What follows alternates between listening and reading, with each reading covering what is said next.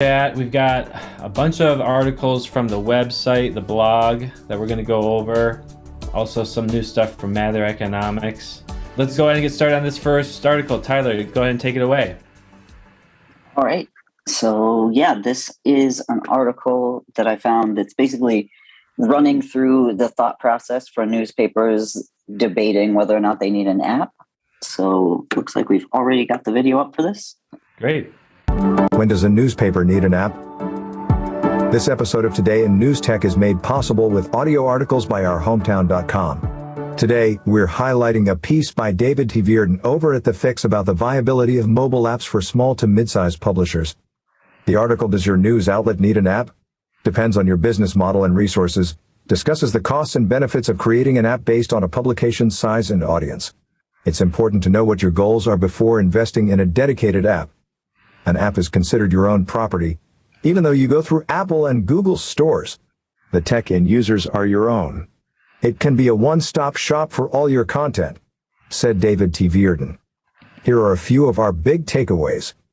Apps can typically load faster than websites and have push notifications, which are both great for increasing subscriptions and reader retention. Apps that deliver written, audio, video content can serve as one-stop super apps that your readers will go to for more than just news. Before building an app, do some market research. See if it's something your audience would be interested in and to find out what features they prefer.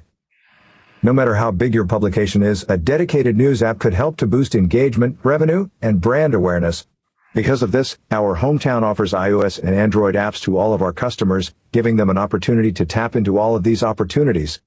So yeah, why don't you unpack some of those takeaways a little bit for us, like this first one.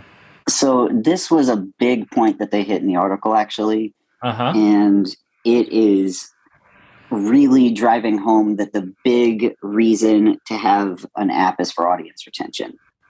So The nice thing about an app is most people are already getting the news on their phone. This just makes it so that you're constantly reminding them that you're publishing stories. So here is a downside of that, but essentially, you are paying an App Store tax. A certain amount of your profits through the App Store are going directly towards either Apple or Google. But they're arguing that the amount of audience retention you're getting, possibly subscribers even, could make up for that and exceed it.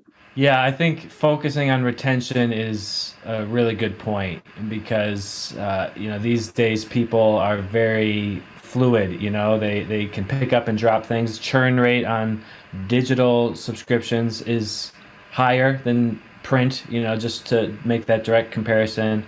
Yeah, just holding on to people is kind of the name of the game. This is also, I found interesting from the recent Reuters report saying that 8% of under 35-year-olds are getting news mainly through push notifications, which is a higher percentage than I kind of assumed. That was an interesting stat.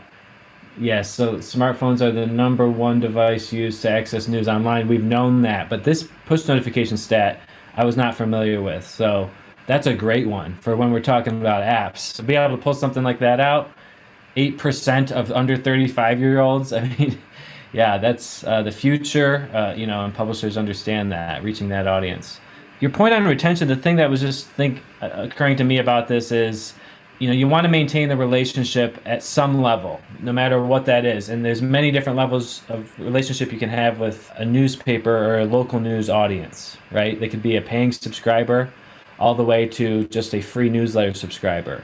But you can actually monetize all those different audiences or those different levels of audience to different degrees, right? You can monetize the casual traffic to the website that's coming in from the newsletter or from Facebook with an ad network. And then obviously the monetization on subscribers is the monthly rate. So that's a great point. And another point that they made in your audio article before the take-home points, I just want to address is focusing on the goals first, I guess. So, retention being one goal.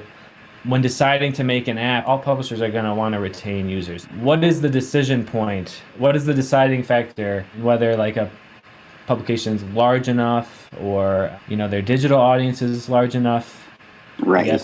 I haven't read this article, but is there any mention of what type of people are app people, let's call them.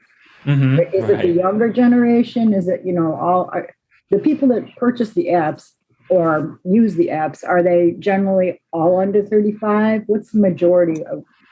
I'm just trying to narrow down. Right. Are we, if we don't have an app, are we missing a certain segment of the population? Sure. That's not directly mentioned in the article, but there was something in that Reuters report that they referenced earlier that said that basically the 18 to 24-year-old demographic is actually not getting most of their news from a dedicated singular source, which I thought was really interesting. Yeah, so you're talking about like super apps? Yeah, so this is kind of the other thing. Like a super app is almost an aggregator of all of your content. Mm-hmm. So okay. Like if you've got a video section, an audio section, your news, people are more likely to get their news from something like that than to just go to like, a dedicated app that's just posting all your stories. Oh, interesting. So you're talking about not an aggregator of multiple titles and publications, just one publication. Like I'm picturing the New York Times app or something, the really high-end apps that seem to have like verticals for video and audio within one app. Okay. Yeah. Interesting. Yeah. I mean, we're definitely delivering super apps then. That's a great term that, again, we should introduce into the marketing because we have audio as part of it. It's we can technically do it as a separate app, but we haven't had interest in that probably because the trend is super apps. It's hard enough to get someone to download one app.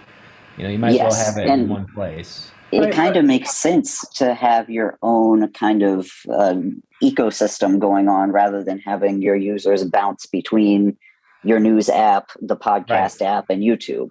Yeah, I totally agree with that. The only thing that we are seeing in the industry, though, is the New York Times. We covered that story last week. They are doing an audio-only app. So why aren't they rolling that into their main app, which I already have on my phone? It would be a lot easier to get me engaged with that audio if maybe it's a technical issue for them, who knows? But it's against maybe the industry trend here. As a community publisher, and I'm thinking about, investing in building an app, what audience can I expect to gain that I don't have already? I guess that's my question. Yeah.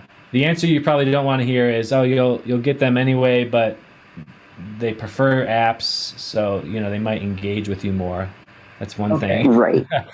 I think the gist of how I understand, like, it's not for audience growth, it's for audience retention. Retention and engagement. That's a really good summary. I think that's very true and how a lot of publishers see it. Tom Lapis said, I could quote him from our webinar, it's just about putting yourself on as many channels as possible so they can just get to you how they prefer it. They already know the brand. If a mobile responsive app is the only option, then that's what they probably would use, but they would check in less. They would be a less engaged audience member. So yeah, that makes a lot of sense to me. And that's a reasonable expectation. And it's kind of been something that I've sensed when I describe apps to people. I focus on the push notifications. Terry, you were saying something a minute ago, right? Yeah, I was just thinking from a publisher's perspective about investing in an app. What's my goal? You talk about setting goals. So my first goal should be to retain my current users, which is good because, like Matt said, maybe some people prefer to read the e-edition, and then you have, they might just be happy, satisfied. Right.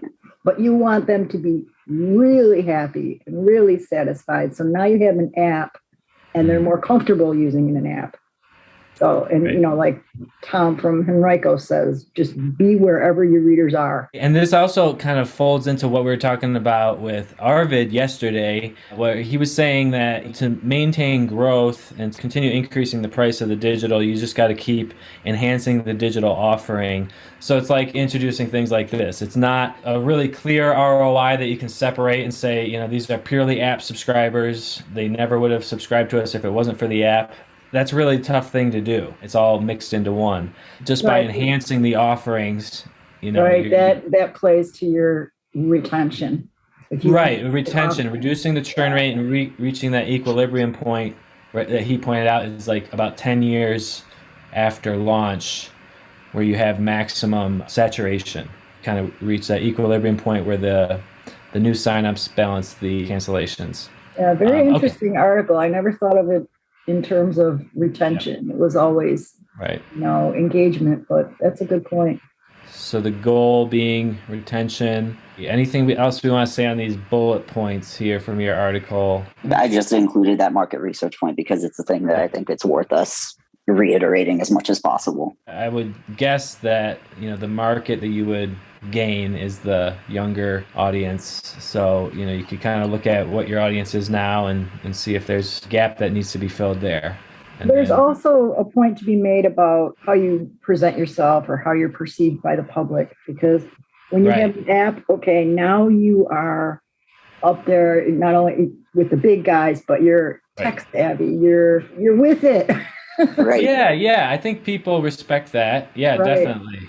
It's almost just for brand building at that point, which is great. There's definitely a bad public perception about newspapers. I was actually going to try to find the time point in one of the podcasts I listened to. I was going to play some of that again. They just started laughing about how newspapers are just outdated. No one reads them anymore. There's a really negative perception of that. If newspapers need to turn that around, and they can, there's some really cutting edge newspapers out there doing amazing things. Not just the New York Times. They're a great example, and they're setting the bar really high, but even smaller publications. So podcasts, video, apps, these are all going to start to change that perception where people will start to see a future in newspapers. Right. Even the ad network plays in there too. Agreed. Yeah. The perception is reality. We could probably have a whole office hours just on improving your brand and perception to the readers. I think we hit on everything there, unless you want to point out anything else, Tyler. Yeah, no, I think that just about covers it. Let's move on to your next story. All right, so this was an article I saw getting passed around a lot last week, and it's got some really interesting information in it. So this is all about the value that comment sections provide weighed against negative aspects that everyone knows already exist there. How valuable are comments to news sites? Today, we're highlighting a piece by Elizabeth Genies over at Pointer about the potential harms and benefits of allowing reader comments on news sites. The article, "Don't Read the Comments? For News Sites, It Might Be Worth the Effort," discusses a study conducted by the University of Texas in Austin that tested the impact of removing comment sections from news websites. The study consisted of 24 papers either keeping their comments, locking them behind a paywall, changing their moderation system, or removing them entirely. If the aim is mission-based, that of a newspaper providing a service to their readers, a way for readers to engage with content that at least gives them the appearance of being heard, then online newspaper comments may still have a long future yet, said Genies. Here are a few of our big takeaways. Negative comments have the ability to negatively impact the credibility of a publication, but positive comments don't have a substantial impact. Of readers surveyed during the study, only 24% of people who had commented noticed when they were removed. Only 10% of overall readers noticed that comments were removed. Removing comments greatly reduces the overall time on page of all readers, even those who don't leave comments. The study showed substantial benefits to giving readers the option to leave and read comments, but also noted that comment sections need to be well moderated in order for the good to outweigh the bad. Because of this, Our Hometown gives publishers the option to control their comment sections, allowing for a review process before comments appear and the choice to turn them off entirely. Yeah. So, let's start it off orienting ourselves to the local newspaper publisher. Terry and Vera, what would you say is the general view on comments from the publishers we work with? Yeah. I think a lot of publishers want to have some level of control on the comments, whether it's just a person has to be registered or they have to have already submitted a comment, an accepted comment somewhere. But most publishers want to have some kind of, some level of control. One thing that we do offer, we can allow comments on all articles, or you can uncheck the box at the article level. Maybe you have one article in particular that you do not want comments on at all. And when you say control, you mean it's not anonymous, it's not open commenting, they got to register. But there's also the level of control where they can approve every comment and moderate everything, or they can just take them down after they're up, which can be a lot of work.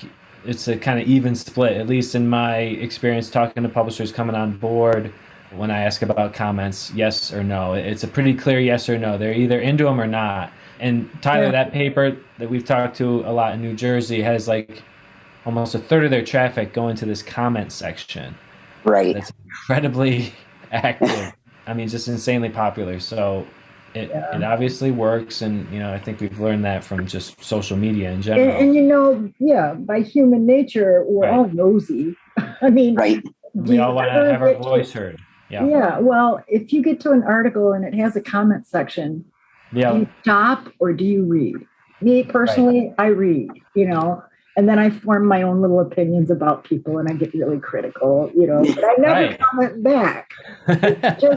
It's kind of interesting from a reader's perspective to just see what everybody else is thinking. So I think there's actually a stat related to that in this article. Yeah, there's got to be, because it definitely, comment sections, no doubt, keep people on the page.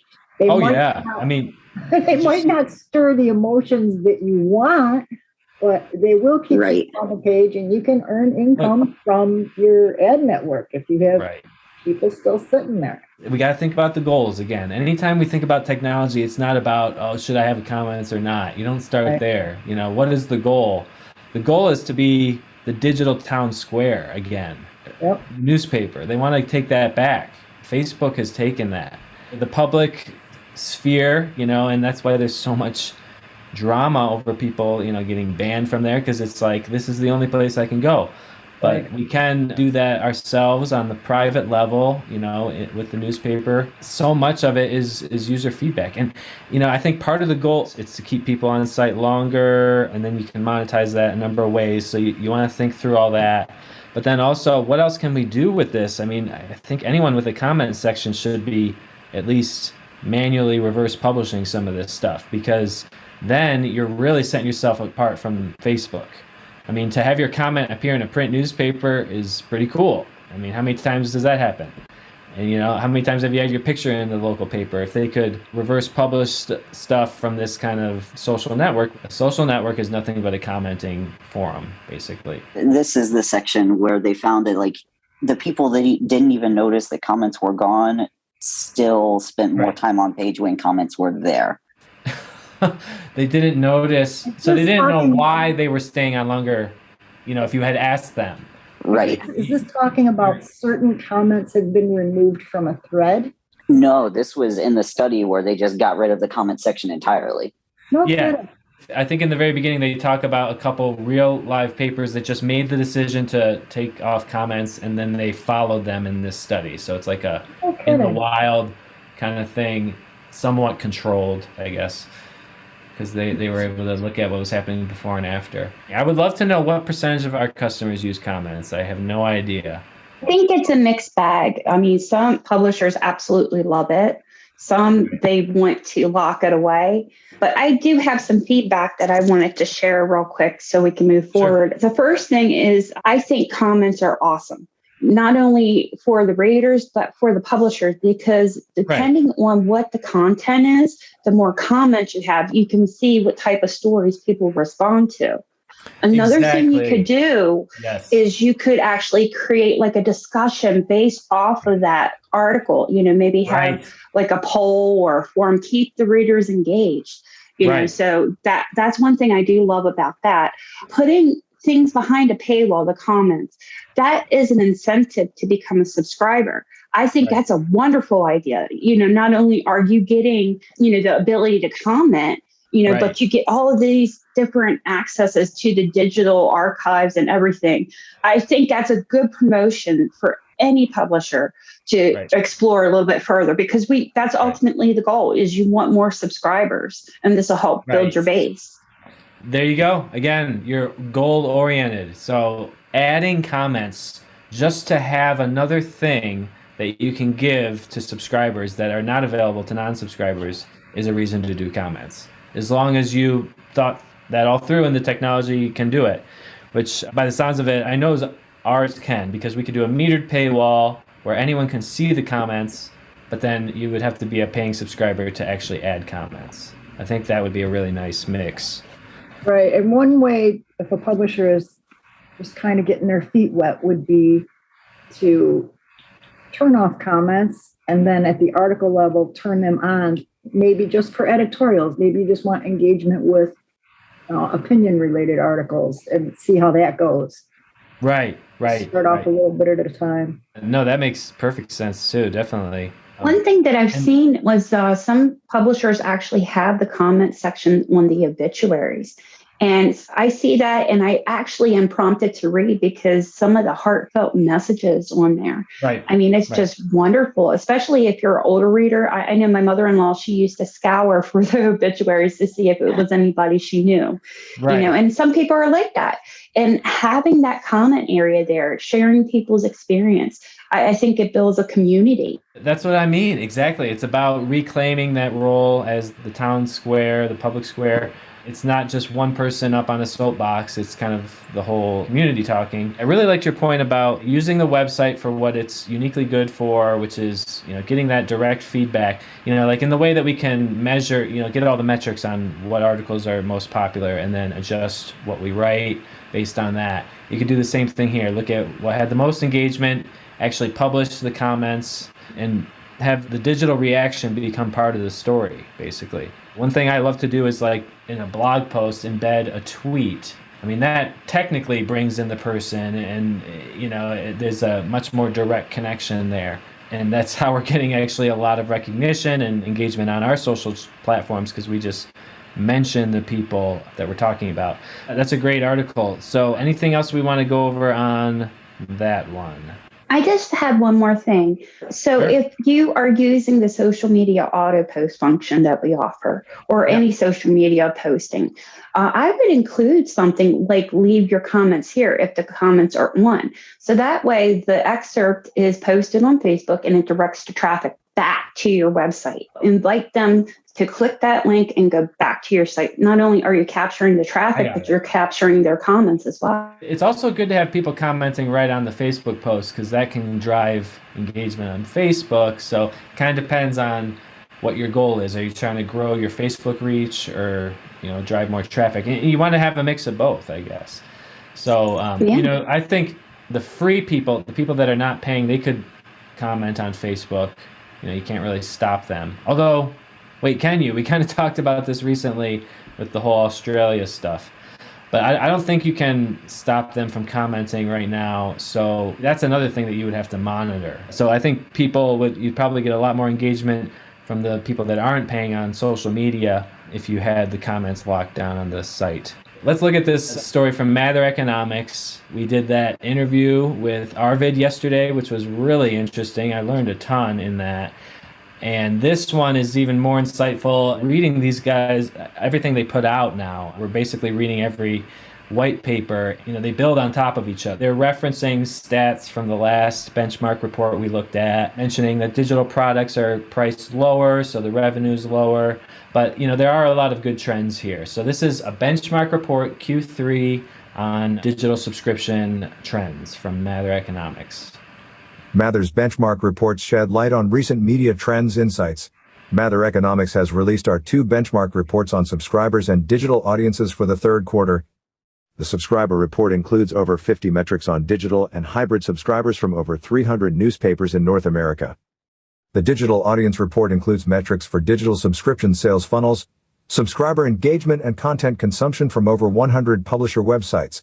Website data is captured using our listener first-party tracking pixel. Growth in digital subscription volumes and top prices were the most significant trend in the recent quarter. More than 58% of new subscription sales are digital-only products, and digital-only subscribers comprise about 31% of total paid subscriptions. While digital subscriptions are growing as a share of total subscribers, less than 12% of audience revenue is from digital-only customers due to significantly lower prices for these products. Let's pause there for a quick second. This stat here, I would love to just be able to type in a query and look at all of our sites and figure out how these match up. But looking at some of the member press reports that I have been this week in preparation for the interview yesterday, it looks like many customers are in this range of the 30% of their total paid subscribers are digital only. Because you look at the reports and you got the little pie chart so you can see a lot of our customers offer like 6 or 10 different subscription types, so you kind of got to add them up. But there's usually 2 digital only, month to month, and then like an annual. Have you guys noticed a trend there? Does that sound like that's in line with our customers, or I think so, you haven't yeah. noticed?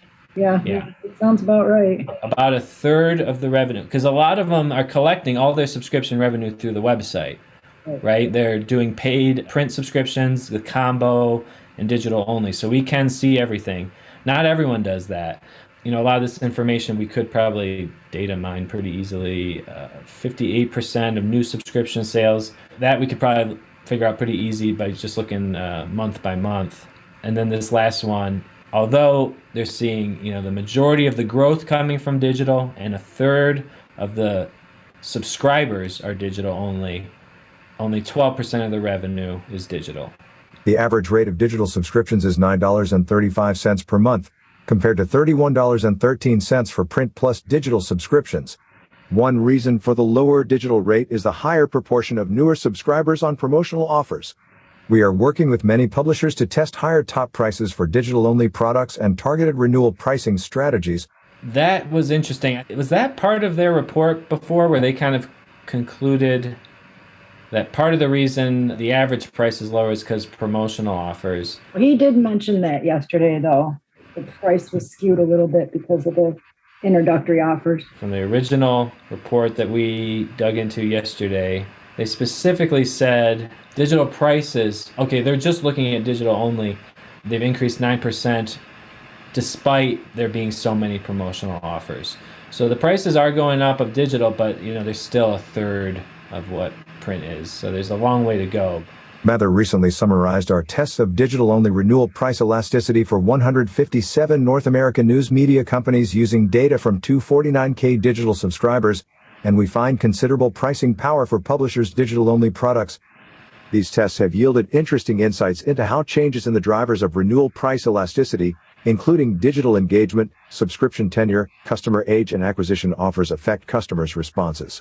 A few of these insights are shared in this post. Our research into digital subscriber revenue optimization is ongoing, and we will continue to share these insights with our clients.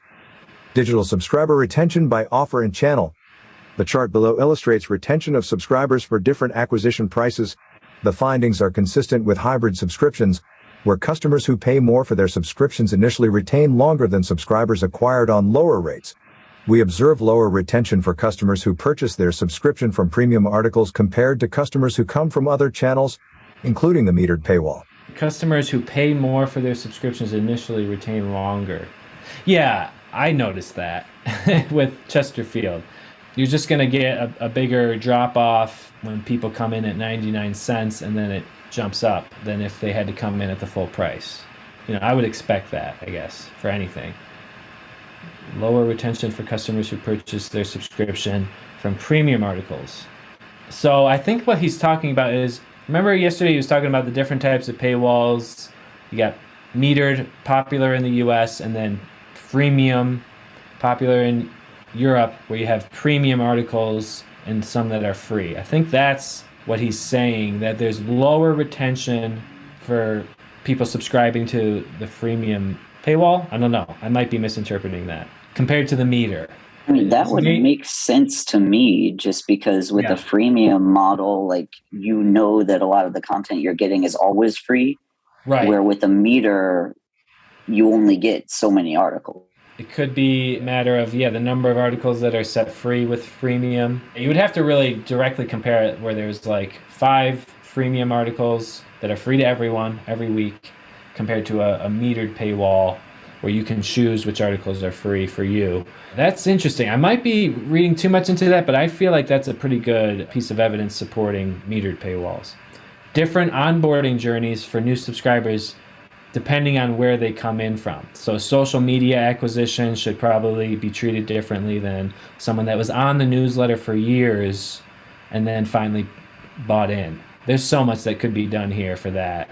I'm pretty sure most newspapers have a the same onboarding journey, which is a welcome email where they thank them for their subscription, and then they start getting the monthly or the weekly newsletter. Or even worse, what I've seen on some publisher sites is you go to like a blank page where it's like, thank you for your subscription, and that's your onboarding journey.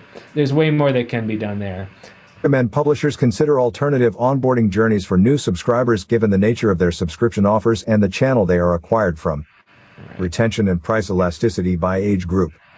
Another factor that affects retention and price elasticity of digital-only subscriptions is the age of the subscriber.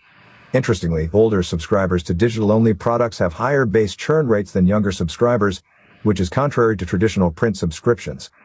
However, we observe lower renewal price elasticity for older subscribers than younger subscribers, which is consistent with print subscriptions. These data are from A/B tests of price changes on digital-only subscriptions that have been active for at least 6 months. Control stops in the table below are the percentage of customers that did not receive a price increase that stopped during the test period. Price elasticity is the additional percentage of stops from the group of customers that received the price increase divided by the percentage change in price. That's pretty cool. If I'm following that, well, first of all, this first thing is, like they said, contrary to what you might expect.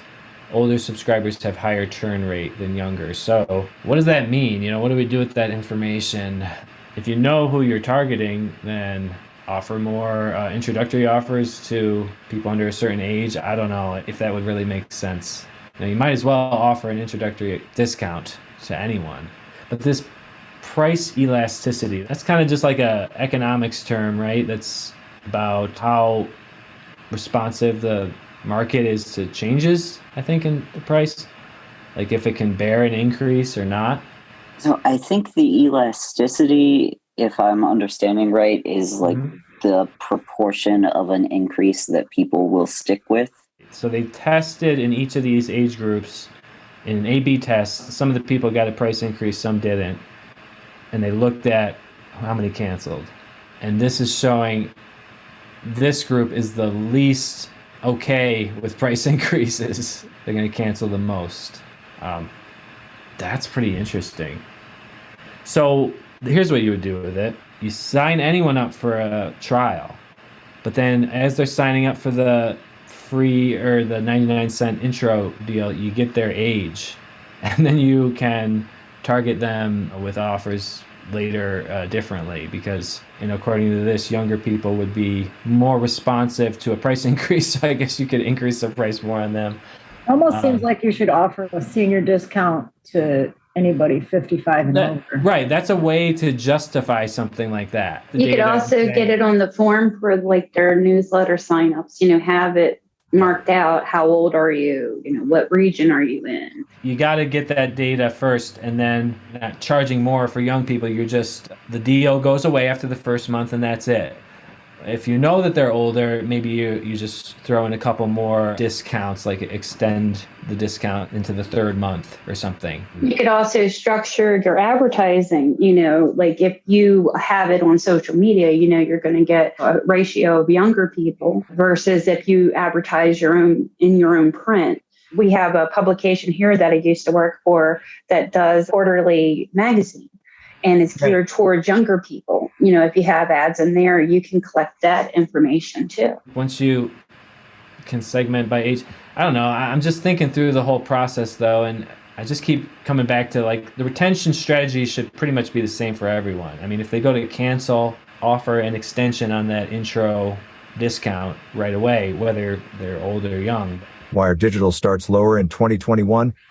Many publishers had lowered digital-only subscription sales early in 2021. Our analysis finds that the fall in new digital-only starts is due to a reduction in top-of-the-funnel volume from reduced site traffic. The chart below shows how the metric total conversions per 1 million unique users per month has changed over the past year. This chart indicates that average monthly unique users has declined, while the rate of new subscription sales per million visitors has stayed constant. Since this time last year, I think all website traffic, all internet traffic has gone down. I guess they're just comparing year over year and saying that there is less traffic. I mean, we've seen that. In 2020, traffic almost doubled for many sites for a few months during the peak of like the early shutdown and even through into the fall. Yeah, this was an interesting metric. It basically says that the conversion rate is the same, it's just the traffic's less, so subscriptions are down.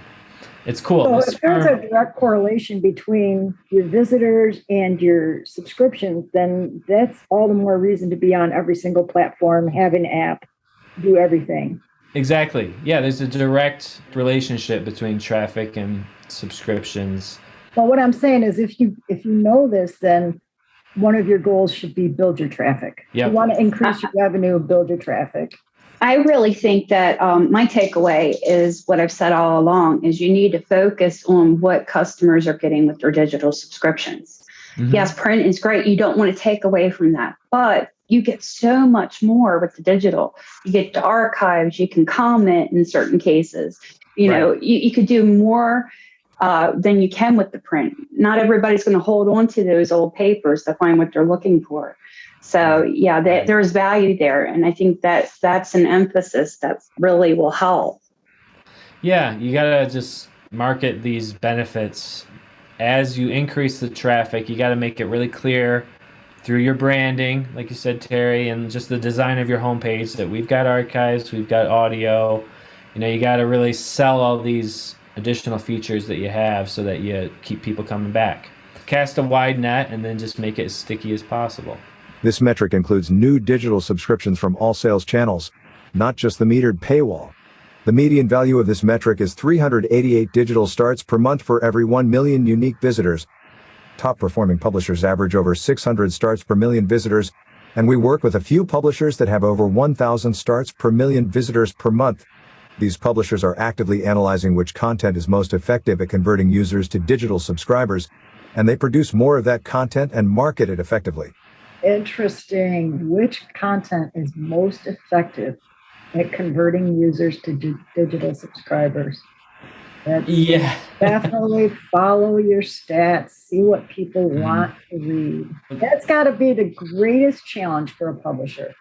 As like you're saying, you're the town crier, and your job is to make sure that the news is, accurate news is out there and truthful, and that the public is aware. I mean, then you have to balance that with what your public wants to read. The bottom line is this is all happening everywhere else on the internet that they are, so they're going to get pulled into these personalization engines like Facebook and YouTube. They're already getting what they want there. So we've got to catch up with that. We're not doing it at the personal level, although we kind of are through the related stories if you just keep following those. Just understanding as a group what your audience is interested in, I think. Their high school sports and obituaries would be their top two categories. Yep. They were the bottom. The top category was editorials. Yeah, right. I was shocked. It was the opinion category. The numbers don't lie, so you can have your opinion or what you think should be the most popular, but yeah, it's all in the stats. So starting by the category makes sense, but this idea of understanding what types of articles, not just the category, but like what are the articles about? What are the ones that actually lead to conversions? I think we should probably do a little more research on how that could be done in Matimo. I think it would be through goals, probably. If you could set up a goal of getting to the subscription receipt page after you have paid, then it would flag that user and trace back their steps and show what they had done before. To be able to conclude like these types of stories are like the deciding factor for these subscribers would be very cool. Yeah. And it doesn't even necessarily mean that you have to change your whole process. It's just maybe draw attention to those. Exactly. Stories. Right. Arrange the homepage differently, focus more on those in social media, promote those a little bit more there. Maybe do some paid advertising on those posts just to really get it out there to new people. Another thing that they talked about working on at Mather that I emailed Arvid about after, and I don't know exactly where this will go, but they have developed tools to understand kind of like the AI-powered paywall that you were talking about recently, Tyler, where they'll decide what articles to be free based on the content of the article and Also based on how likely people were to subscribe to that type of content in the past. It's just a much more intelligent paywall that's more personalized. Are there any other articles, Terry, that you saw, or Vera, that you guys want to share? The only thing I had was just a quick update on the legislation that's going through for publishers. Well, right. It's not the whole package anymore. It's just a part of it. So there's no longer the incentive for the public, and there's no longer the incentive for the advertisers, but the newsroom part of it is still intact. So it's still going to help publishers. I think I did hear that, actually. Yeah, now that you mention it. Okay, so the payroll tax is still on the table for the publisher, you're saying, that, which is probably the most important of the three. Right, but exactly. Yeah, if they had to cut things out, they probably did it the right way, I'm thinking, If they had to focus on one, the advertiser credit, all these things definitely would have helped. The subscriber thing would have been nice to have, but let's go all in on the reader revenue model. I just think that's the way to go. Orient that way, and don't depend on government handouts to support an old business model. It's just not working. It hasn't worked for a long time. But yeah, I'll take a payroll tax credit. Yeah, that sounds pretty good. Right, and maybe that was the intention all along, was to have overbuild the package and then. Yeah, maybe we can get one of these guys that are involved at America's newspapers, Brent Wesner, that was interviewed by E&P. Maybe we can get an interview with one of those guys sometime. Thanks a lot, you guys. I'll talk to you all tomorrow morning then. Thanks for watching Today in News Tech, the podcast covering innovation in digital journalism. You can follow us on Facebook, Twitter, and subscribe on YouTube or any of your favorite podcast apps. We'll see you tomorrow. At our hometown, we help newspapers build WordPress websites, design native apps, and develop digital subscription models. If you are interested in a free prototype of your publication on WordPress, go to ourhometown.com and click the Contact Us button.